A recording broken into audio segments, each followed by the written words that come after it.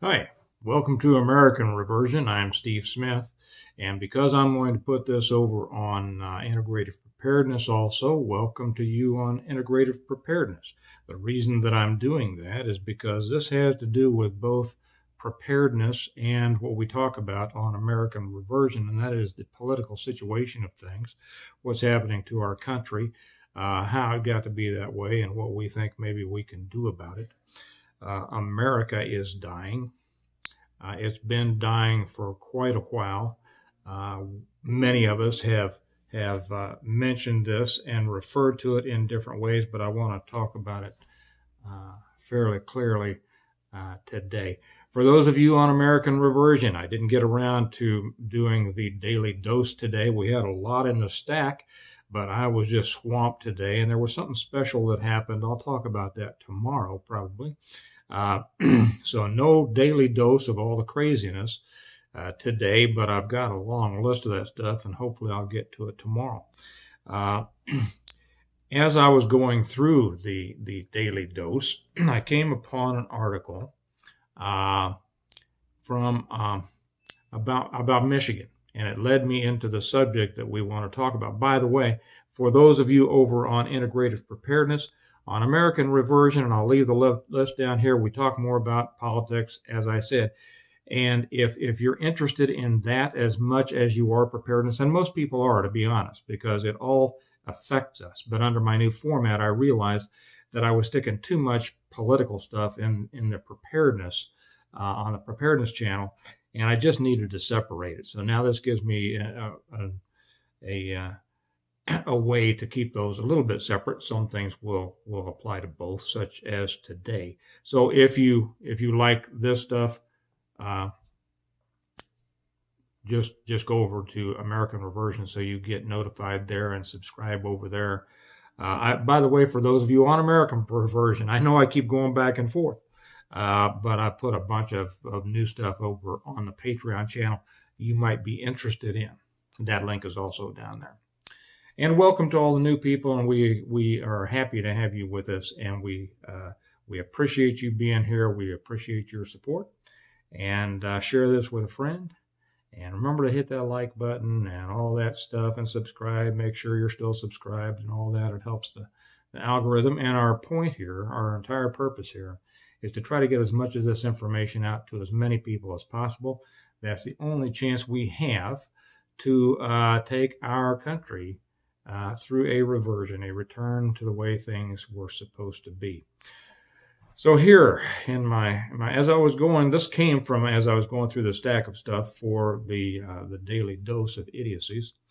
I came upon this article, and I'll just read the headline. I don't have to get too much into it. They say more people died in Michigan in 2020 than were born for the first time since 1900.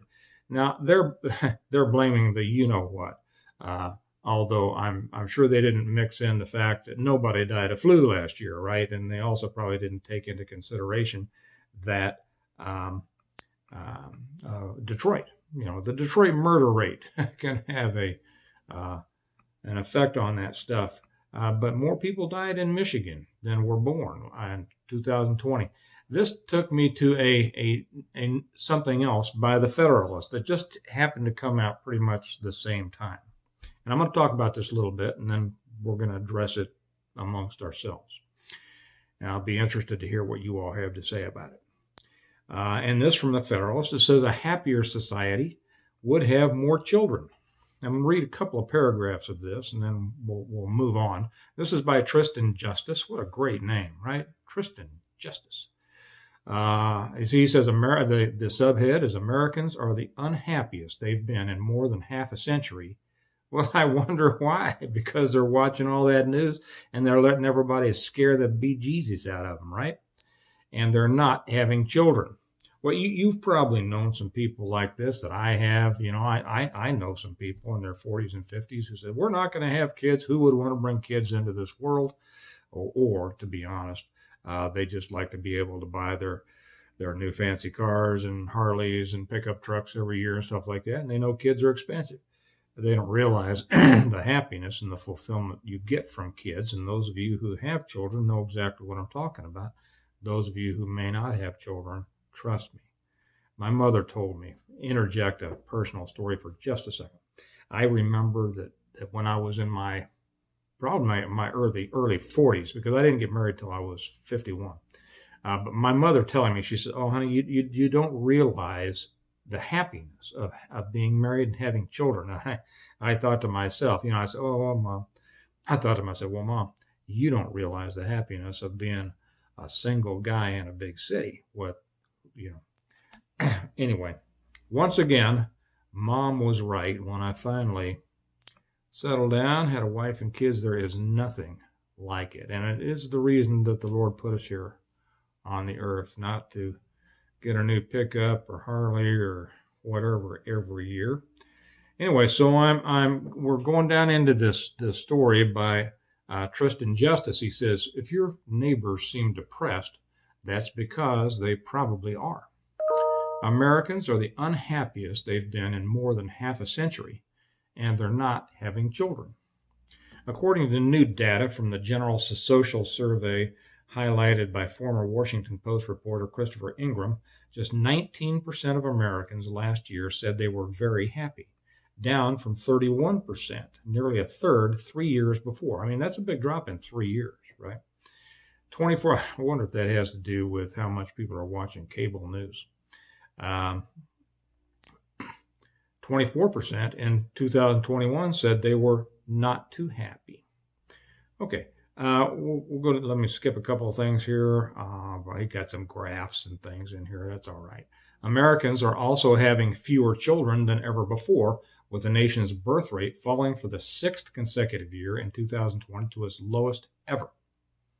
I mean, since they kept, Just 3.6 million babies were born, according to CDC statistics, down from 3.7 the year before. There are a lot of reasons why Americans aren't having more children. Marriage is declining so rapidly that married people will soon be the minority. If you don't have families, you don't have a country. You don't have a community, and you don't have a country. What you have is a whole bunch of single people running around, and that doesn't make for community. And I don't mean to offend any single people out there, but that's simply the way it is. It's like the difference between homeowners and apartment dwellers. It's what you have invested in your community and in your society. Faith, the bedrock of a moral, I'm returning to the article here, faith, the bedrock of a moral society that incentivizes children and empirically raises levels of happiness, that means it's proved to have improved and to increase happiness, has deteriorated so much that church membership has already dropped below 50%, according to Gallup. Americans aren't even having as much sex as usual. Kids, right? And then they go on to this, there's no baby boom. Likely people are saying they're not going to have kids. More and more, the childless with no plans to change are blaming societal ills, from financial woes to climate change. Climate change! What a bunch of sissies. I'm not going to have kids because of climate change.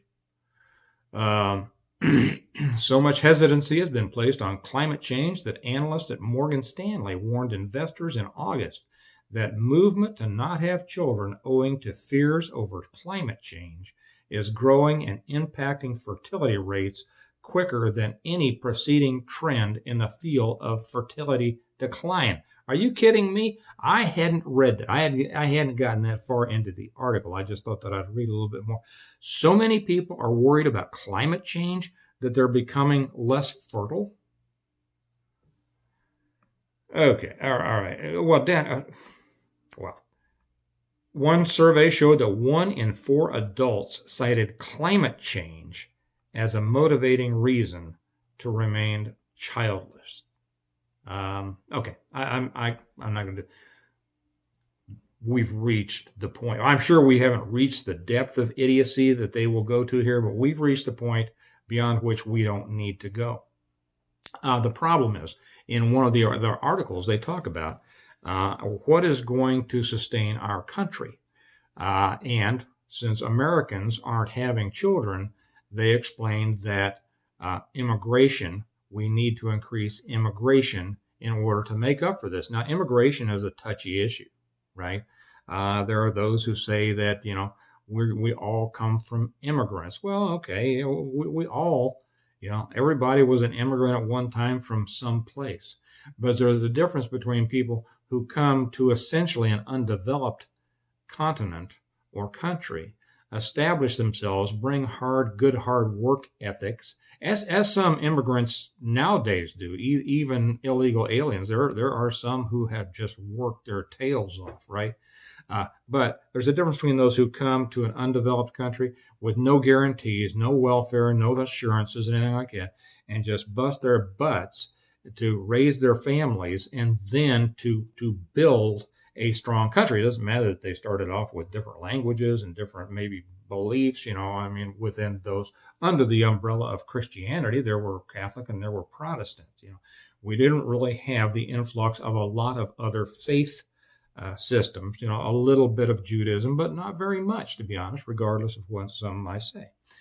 And, but then they built this country, and there's a difference between that and those who will come to a country that's fully developed, and come illegally, and then essentially live off of the dole, the taxpayers.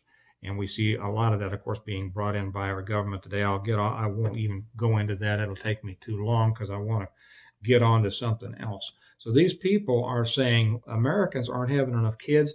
Our only hope is immigration. Well, I want to go to something, and I wasn't going to announce this quite yet, but it applies here.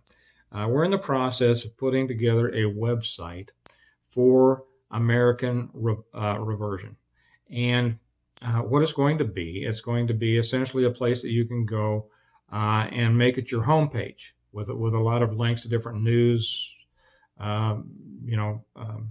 aggregators and some historical stuff, a lot of things that I'm sure many of you will be interested in. I'm not sure when it will be done. I'd like to say it's going to be done in a month, but usually that means 2. And there are a lot of other things that I have going on. Another major announcement probably tomorrow. Anyway, the first page of this website, the homepage, is pretty much finished, and I want to read something off of it. And actually, this piece came from my second book, The Revival. And I probably should say that because I see that YouTube has put ads on some of my videos here, but they're not monetizing. I haven't monetized this channel. I may sometime. I don't know. We'll see. Okay. But since they are putting on their own ads, I'll put on my ad and say this is brought to you by The Reversion, my first book. The first book in the Stonemont series is the book from which I took the title of the name of this channel. What I'm going to read came from my second book, The Revival, second book of the Stonemont series. And so I'll start and I'll read this. I think you all will get it, and I hope that you'll share this with others. It says, something has happened to America. For those of us who grew up in the 50s and 60s, and certainly before then, it is not the place we remember. It is not the place we had hoped to live in and raise our children and grandchildren. And for those of you who were born later, your freedoms and privacy are limited beyond what you may realize, while the demands on your time and income in the form of taxes are enormous. Your future will not be what it could be unless things change. What happened? We discovered we could not trust our leaders, that many in our government sought their own good instead of working for the good of the people and the country. We declared a war on poverty, only to create a permanent dependent class that resents those who provide for it and demands more from us with each passing year. We declared a war on drugs, only to fill our prisons with nonviolent offenders, expand an oppressive police presence, and actually increase our drug problem.